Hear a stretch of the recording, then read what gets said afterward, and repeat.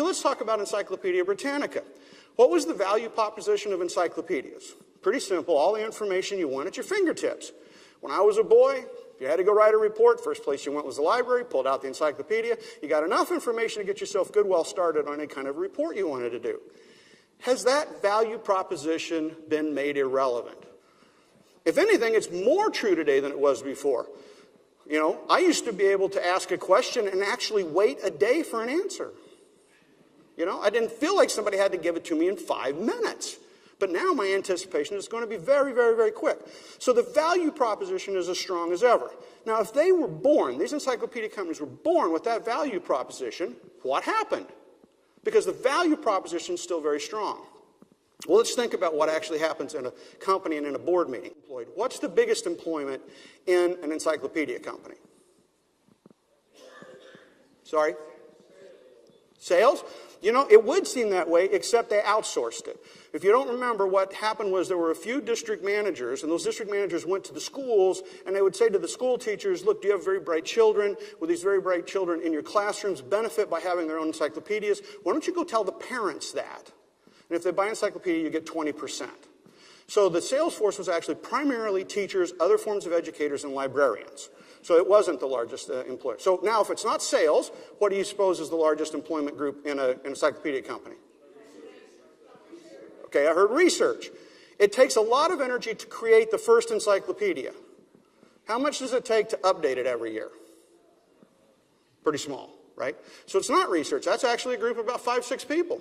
So, Publishing, printing, right? Actually making books.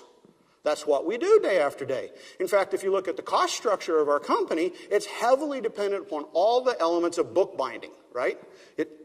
Back up here. All the elements of bookbinding. Everything from buying paper, a very, very small change in the price of paper dramatically affects our profitability, to page makeup, to printing, to binding, and all the things that go into that in distribution. So what happens at a board meeting? Well, this is where most of our people are employed. It's where most of our resources go. It's the number one thing that impacts our profitability. So we talk about printing. And we become experts at printing.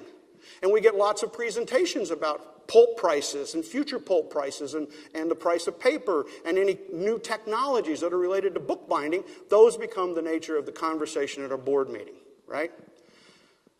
How much is talking about new technology? I'm just talking about changes. So what happens is new technologies come along like automated page makeup systems, right? And these actually are first adopted by the encyclopedia makers. They take this in because it lowers the cost of making books. They can automate the page makeup system. And that actually goes to PCs, so they become early adopters of personal computers, again, because it helps them be very successful at lowering the cost of making books.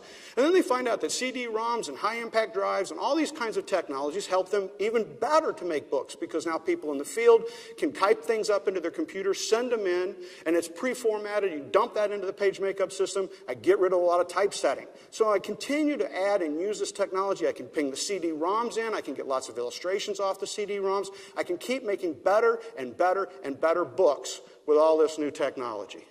Because after all, that's what I do. I make books. Right? So how simple it sounds? That's at my core. Now what happens is the PCs come along, they go to mobile. Of course, mobile leads, PC and the internet leads to the online sites, which leads to eventually the search engines. Remember Ask Jeeves before we had Google? And then, you know, all that combines into the Wikipedia, and pretty soon I'm irrelevant. I'm irrelevant. So what brought this together? Are we doing things right, or are we doing the right things?